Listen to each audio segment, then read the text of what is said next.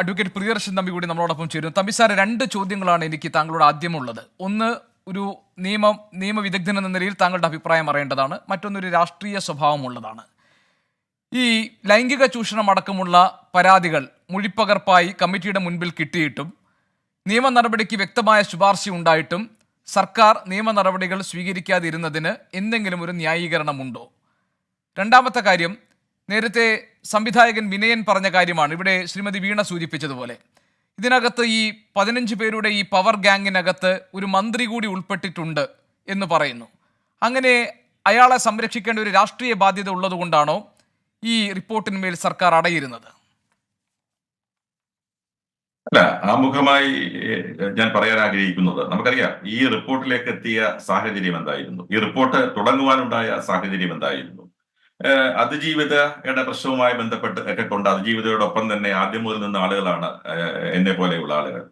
നമുക്കറിയാം, ഇന്ത്യയുടെ ചരിത്രത്തിൽ ആദ്യമായി കൊലപാതകത്തിന് കൊട്ടേഷൻ കൊടുക്കുന്നത് കേട്ടിട്ടുണ്ട്. പക്ഷേ ബലാത്സംഗത്തിന് കൊട്ടേഷൻ കൊടുത്ത അതിദാരുണമായ ഒരു സംഭവം, ഞെട്ടിപ്പിക്കുന്ന സംഭവം നമ്മുടെ കേരള മനസ്സാക്ഷിയെ തന്നെ ഞെട്ടിച്ചുകൊണ്ട് ഉണ്ടായി. ആ കേസിൽ ഉൾപ്പെട്ട ഒരു സൂപ്പർ സ്റ്റാറിനെ അറസ്റ്റ് ചെയ്ത സംഭവം ഉണ്ടായി.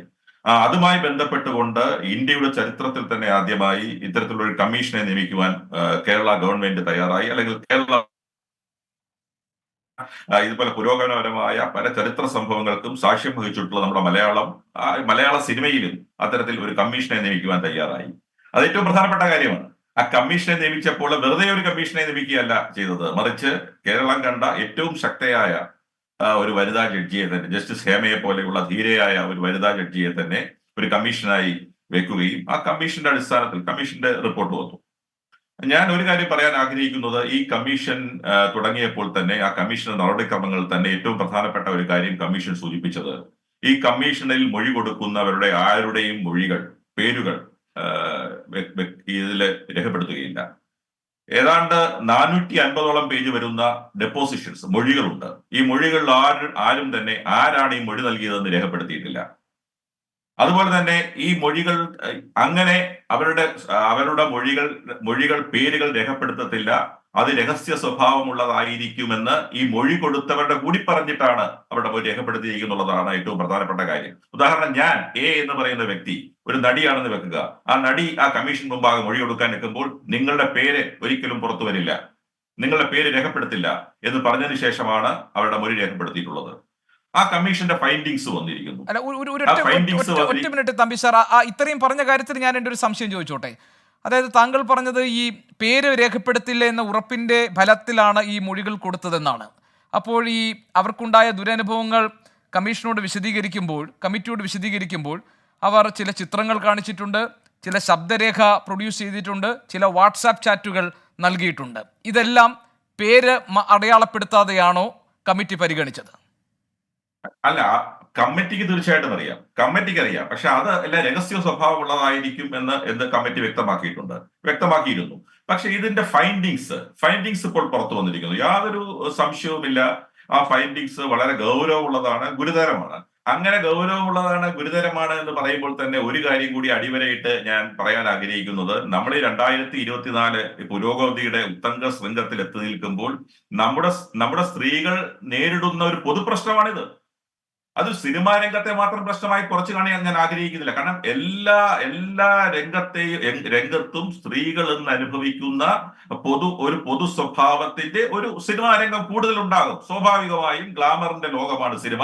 അതുകൊണ്ട് തന്നെ ആ രംഗത്ത് കൂടുതലുണ്ട് ഈ പ്രവണത എന്നുള്ള കാര്യത്തിൽ ഞാൻ അതിനോട് വിയോജിക്കുന്നില്ല. എങ്കിൽ പോലും ഇത്തരത്തിലുള്ള പ്രവണതകൾ നമ്മുടെ എല്ലാ സമസ്ത രംഗങ്ങളിലും സ്ത്രീ സമൂഹം ഇന്നും അനുഭവിച്ചു പോരുന്നു എന്ന് ഞെട്ടിപ്പിക്കുന്ന സത്യം ഈ റിപ്പോർട്ട് പുറത്തു കൊണ്ടുവരുന്നു എന്നുള്ളതാണ്. അങ്ങ് ചോദിച്ച രണ്ടാമത്തെ ചോദ്യത്തിലേക്ക് വരികയാണെങ്കിൽ, ഈ റിപ്പോർട്ട് അല്ല സാർ, എന്റെ ആദ്യത്തെ ചോദ്യത്തിന് ഒരു മറുപടി എനിക്ക് കിട്ടിയതായി തോന്നിയില്ല സാർ. എനിക്ക് ആദ്യത്തെ ചോദ്യത്തിന് മറുപടി കിട്ടിയതായി തോന്നിയില്ല. അതായത് നിയമ നടപടി എടുക്കുന്നതിന് സർക്കാരിന് എന്തെങ്കിലും തടസ്സമുണ്ടായിരുന്നു എന്നാണ്. പിന്നെ താങ്കൾ ഇപ്പോൾ പറഞ്ഞു ഇത് സിനിമാ മേഖലയിലെ മാത്രം പ്രവണതയല്ല, സമൂഹത്തിൽ ഒന്നാകെ പല തൊഴിൽ മേഖലകളിലും കാണുന്ന പൊതുവായ പ്രവണതയാണെന്ന്. അങ്ങനെ പറയുമ്പോഴും ഒരു പ്രശ്നം, ഇപ്പോൾ കൊൽക്കത്തയിൽ നടന്ന സംഭവം, ഡൽഹിയിലെ നിർഭയ കേസ്, ഇതൊക്കെ ഒറ്റപ്പെട്ട കേസുകളിൽ എന്ന നിലയിൽ, ഒരു ക്രിമിനൽ ആക്ട് എന്ന നിലയിൽ അതിൽ വേണ്ട നിയമ നടപടികൾ ഉണ്ടാവുകയും അത് ഉണ്ടാകേണ്ടതുമാണ്. അങ്ങനെയാണല്ലോ മാതൃകാപരമായ ശിക്ഷയൊക്കെ ഉണ്ടാകേണ്ടത്. ഇവിടെ മലയാളത്തിലെ ആദരിക്കപ്പെടുന്ന പ്രധാനപ്പെട്ട നടന്മാരും ചില സംവിധായകരും ആ, ആ, നിർമ്മാതാക്കളുമൊക്കെ ചേരുന്ന ഒരു വലിയ സംഘം സ്ത്രീകളെ ലൈംഗിക ചൂഷണത്തിന് ഇരയാക്കുന്നു എന്ന ഗുരുതരമായ ആരോപണങ്ങളും പരാതികളും നിലനിൽക്കുമ്പോൾ അതെങ്ങനെയാണ് കേസിൽ നിന്ന് ഒഴിവാക്കപ്പെടുന്നത് എന്നതിൽ എനിക്കൊരു വ്യക്തമായ ഉത്തരം കിട്ടിയില്ല സർ. അല്ല, കേസിൽ നിന്ന് ഒഴിവാക്കണം എന്നുള്ളതല്ല ഞാൻ സൂചിപ്പിച്ചത് ഈ ഒരു റിപ്പോർട്ടിന്റെ അടിസ്ഥാനത്തിൽ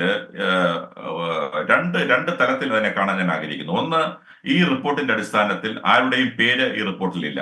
ഈ മൊഴികളൊന്നും തന്നെ ഗവൺമെന്റിന് ഈ റിപ്പോർട്ടിനോടൊപ്പം അനക്സ് ചെയ്ത് കമ്മീഷൻ കൈമാറിയിട്ടില്ല. ഈ റിപ്പോർട്ട് നമ്മളെല്ലാവരും വായിച്ചതാണ്. ഈ റിപ്പോർട്ടിൽ ഒരു വ്യക്തിയുടെയും പേര് പിൻ പോയിന്റ് ചെയ്ത് പറയുന്നില്ല. ഒരു ഒരു കുറ്റക്കാരന്റെയും പേര് പിൻ പോയിന്റ് ചെയ്ത് പറയുന്നത്. അങ്ങനെ പറയാതെ ഈ റിപ്പോർട്ട് ആകെ എടുത്തുകൊണ്ട് ഒരു FIR രജിസ്റ്റർ ചെയ്യാൻ കഴിയില്ല എന്നുള്ള അഭിപ്രായമാണ് എനിക്കുള്ളത്. എന്ന് പറഞ്ഞുകൊണ്ട് ഗവൺമെന്റിന് ഒന്നും ചെയ്യാൻ കഴിയില്ല എന്നുള്ള അഭിപ്രായവും എനിക്കില്ല. ഈ റിപ്പോർട്ടിന്റെ പേരിൽ സ്വാഭാവികമായും അഭിപ്രായം സ്വരൂപിക്കുവാൻ വേണ്ടി ഗവൺമെന്റ് തയ്യാറാകണം. ഈ റിപ്പോർട്ടിൽ എന്ത് ചെയ്യാൻ കഴിയും എന്നുള്ളതിനെ കുറിച്ച് അഭിപ്രായം സ്വരൂപിക്കാൻ തയ്യാറാകണം.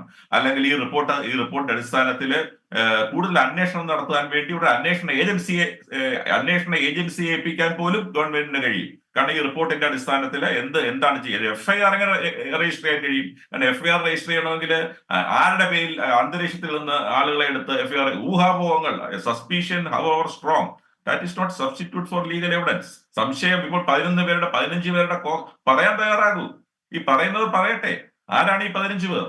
അവിടെ എന്തെങ്കിലും വെറുതെ പറയാൻ കഴിയുക? അങ്ങനെ ഈ കോൺക്രീറ്റ് എവിഡൻസ് ഉണ്ടെങ്കിൽ തീർച്ചയായിട്ടും ഈ ഗൗരവതരമായ ആരോപണങ്ങൾ വരും ദിവസങ്ങൾ പുറത്തു വരുമെന്ന് വിശ്വസിക്കുന്നതാണ്. തമ്പി സാർ, അങ്ങനെയാണെങ്കിൽ വീണ്ടും എൻ്റെ മറ്റൊരു സംശയം, അതായത് ഇതിൽ ഈ മൊഴി നൽകിയിട്ടുള്ള ആരെങ്കിലും ഒക്കെ പരാതിക്കാരായി മാറുകയാണെങ്കിൽ അവർ കോടതിയെ സമീപിച്ചാൽ ഈ മൊഴി പകർപ്പ് അവർക്ക് കിട്ടില്ലേ? അപ്പോൾ ഇതിന്റെ സ്വകാര്യത എന്ന് പറയുന്നത് ആ നിലയ്ക്ക് പൂർണ്ണമായും സംരക്ഷിക്കപ്പെടുമോ? അല്ല, തീർച്ചയായിട്ടും ഇതൊരു കേസായി കഴിഞ്ഞാൽ, ഒരു ക്രൈം ആയി കഴിഞ്ഞാൽ ഇതിന്റെ സ്വകാര്യത സംരക്ഷിക്കപ്പെടുകയില്ല. പക്ഷെ ഇപ്പോൾ ആസ് ഇറ്റ് ഈസ് ഒരു എൻക്വയറി കമ്മീഷൻ റിപ്പോർട്ട് കൊണ്ട് എന്താണ് ഉദ്ദേശിക്കുന്നത്? ഇതൊരു ഇൻവെസ്റ്റിഗേഷൻ റിപ്പോർട്ടല്ല.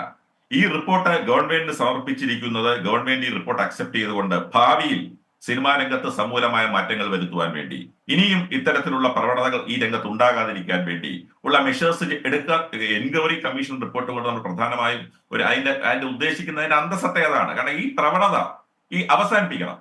ഇനി ഇത്തരം പ്രവണതകൾ സിനിമാ രംഗത്ത് ഉണ്ടാകാൻ പാടില്ല. അതിന് ഗവൺമെന്റ് എന്ത് ചെയ്യാൻ കഴിയും? തീർച്ചയായിട്ടും ഈ റിപ്പോർട്ടിൽ നിന്നും എന്തെങ്കിലും കോഗ്നൈസബിൾ ആയിട്ടുള്ള ഒഫൻസ് റിവീൽ ചെയ്യപ്പെട്ടിട്ടുണ്ട് എങ്കിൽ, അങ്ങനെ വ്യക്തികൾ വരുന്നുണ്ടെങ്കിൽ, പേരുകൾ വരുന്നുണ്ടെങ്കിൽ ഇതിന്റെ രൂപവും ഭാവവും മാറും. യാതൊരു സംശയമില്ല. അല്ല തമ്പി സാർ, എനിക്ക് ഇപ്പോഴും ഡൈജസ്റ്റ് ചെയ്യാത്ത താങ്കൾ പറഞ്ഞ ഒരു ലോജിക്ക്, ഈ റിപ്പോർട്ടിൽ ഏറ്റവും ഗുരുതരം എന്ന് എനിക്ക് തോന്നിയ ഒരു ഭാഗമാണ് നടി ആക്രമിക്കപ്പെട്ട പോലെയുള്ള സംഭവങ്ങൾ നിരവധി ഈ സിനിമാ മേഖലയിൽ ഉണ്ടായിട്ടുണ്ട്, അതിലൊന്നു മാത്രമാണ് പുറത്തു വന്നതെന്ന്. അതിനെ ലാഘവത്തോടുകൂടി നമുക്ക് കാണാൻ കഴിയുമോ? ഇത് താങ്കൾ പറഞ്ഞതുപോലെ ഒരു ശുദ്ധീകരണത്തിനും സമൂലമായ പരിഷ്കരണത്തിനും ഒക്കെ അതിന് സഹായകരമാകുന്ന ഒരു അന്വേഷണ, അതല്ലെങ്കിൽ ഒരു കണ്ടെത്തൽ വരുന്ന റിപ്പോർട്ട് മാത്രമാണെങ്കിൽ, ഇതിനകത്ത് ഗുരുതരമായ ക്രിമിനൽ സ്വഭാവമുള്ള കൃത്യങ്ങളോട് നമ്മൾ മുഖം തിരിഞ്ഞു നിൽക്കണം, അതിനെ കണ്ണടയ്ക്കണമെന്നാണോ താങ്കൾ പറയുന്നത്? അതിനോട് കണ്ണടയ്ക്കണമെന്നാണോ? ഒരിക്കലുമല്ല. കാരണം അതുകൊണ്ട് തന്നെയാണ് ഞാൻ ആമുഖമായി പറഞ്ഞത്, ഇതിലെ ഫൈൻഡിങ്സ് നമ്മൾ വളരെ ഗൗരവമായി എടുക്കേണ്ട കാര്യങ്ങൾ തന്നെയാണ്. പക്ഷെ ഗൗരവമായി എടുക്കേണ്ട കാര്യങ്ങളാണ് എന്ന് പറയുമ്പോൾ പോലും അതിന്റെ എന്താണ് നെക്സ്റ്റ് കോഴ്സ് എന്നുള്ളതാണ് ഏറ്റവും പ്രധാനപ്പെട്ട കാര്യം. സപ്പോസ് ഗവൺമെന്റ് ഒരു ആക്ഷൻ എടുക്കുന്നു എന്ന് തന്നെ വെക്കുക. A അല്ലെങ്കിൽ B എന്ന വ്യക്തിക്കെതിരെ ഒരു FIR എടുക്കുന്നു എന്ന് വെക്കുക. അതിൽ കംപ്ലൈന്റ് എന്ന് പറയുന്ന വ്യക്തി പുറത്തുനിന്ന് പറയുക, ഞാൻ അങ്ങനെ രഹസ്യമായി അന്ന് തന്നെ പറഞ്ഞതേ ഉള്ളൂ, എനിക്കങ്ങനെ കേസേ ഇല്ല എന്ന് പറയുകയാണെങ്കിൽ ആ കേസിന്റെ ഫേറ്റ് എന്തായിരിക്കും? അപ്പോൾ അതുകൊണ്ട് ഇതെന്ന് പറയുന്നത്, ഈ റിപ്പോർട്ട് കുറേയേറെ നിരീക്ഷണങ്ങൾ നടത്തിയിട്ടുണ്ട്. ഞാൻ റിപ്പോർട്ട് മുഴുവൻ വായിച്ച ആളാണ്. വളരെ ഗുരുതരമായ, മനോഹരമായ ആംഗലേയ ഭാഷയിൽ വളരെ ഗുരുതരമായ ചില നിരീക്ഷണങ്ങൾ ആ റിപ്പോർട്ടിൽ നടത്തിയിട്ടുണ്ട്. കുറെ ഗുരുതരമായ 15ഓളം കാര്യങ്ങൾ പറഞ്ഞിട്ടുണ്ട്. പക്ഷെ ഒറ്റൊരാളിന്റെ പേര് പോലും ആ റിപ്പോർട്ടിൽ പരാമർശിച്ചിട്ടില്ല. ഒരു വ്യക്തിയുടെ പേര് പോലും, ഒരു സംശയത്തിന്റെ എന്താ പറയുക, ഒരു സൂചന, ഒരു ക്ലൂ, നമ്മളൊക്കെ പലപ്പോഴും പറയാറുണ്ട്, ഈ ക്രിസ്മസ് ക്ലൂ തോന്നുന്ന ഒരു പ്രതിക്കെതിരെ ഒരു ക്ലൂ തോന്നുന്ന കാര്യം പോലും ആ റിപ്പോർട്ടിൽ പറഞ്ഞിട്ടില്ല എന്നുള്ളതാണ് ഏറ്റവും പ്രധാനപ്പെട്ട കാര്യം. അതുകൊണ്ട് കേസെടുക്കാൻ കഴിയില്ല, ഗവൺമെന്റിന് ഒന്നും ചെയ്യാൻ കഴിയുന്നില്ല എന്നുള്ള അഭിപ്രായം അല്ല ഞാൻ പറഞ്ഞത്. എന്റെ അഭിപ്രായം, ഗവൺമെന്റ് തീർച്ചയായിട്ടും ഇക്കാര്യത്തില് ഒരു നയരൂപീകരണം നടത്തണം, അല്ലെങ്കിൽ ഒരു ഇൻവെസ്റ്റിഗേഷൻ ടീമിനെ കോൺസ്റ്റിറ്റ്യൂട്ട് ചെയ്യണം, അല്ലെങ്കിൽ ഒരു നിയമജ്ഞരുടെ ഒരു സംഘത്തെ ഇതിന്റെ എന്താണ് ചെയ്യാൻ കഴിയുക ഈ റിപ്പോർട്ടിൽ ഏൽപ്പിക്കണം. ഇതിനകത്ത് ഒരു പൊതു താല്പര്യം നിലനിൽക്കുമോ? ഒരു പബ്ലിക് ഇൻട്രസ്റ്റ് ലിറ്റിഗേഷൻ നിലനിൽക്കുമോ?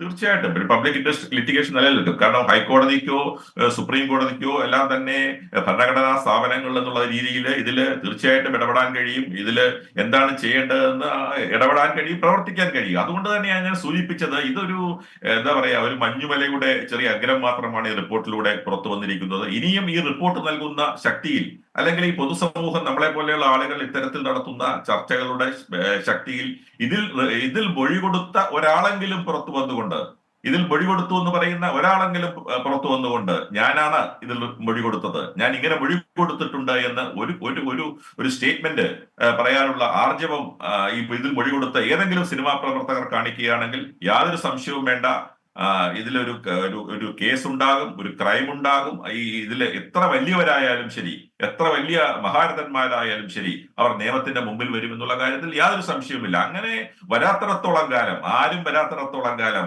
നമുക്ക് ഈ അദൃശ്യരായ ശക്തികളെ എങ്ങനെ കണ്ടുപിടിക്കാൻ കഴിയും എന്നുള്ളതാണ് ഏറ്റവും പ്രധാനപ്പെട്ട വസ്തുത.